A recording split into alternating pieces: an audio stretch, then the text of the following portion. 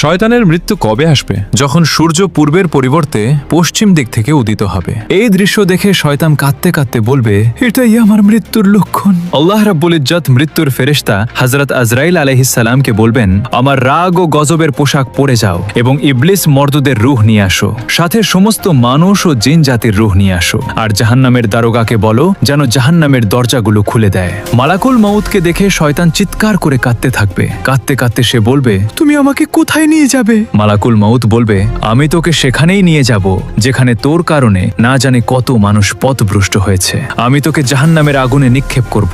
তোর কারণে যত মানুষ জাহান্নামে গেছে তাদের সবার মৃত্যুর যন্ত্রণার সমান আজ তোকে কষ্ট দেওয়া হবে। শয়তান মালাকুল মউতের সামনে থেকে পালাতে পালাতে এক জায়গায় পড়ে যাবে। সেই জায়গাটি আগুনের অঙ্গারের মতো টকটকে লাল হবে। সেখানে জাহান্নামের পেরেক লাগানো থাকবে। সেগুলোর ওপর তরপাতে তরপাতে ইবলিস অর্থাৎ শয়তানের রূহ নিয়ে নেওয়া হবে।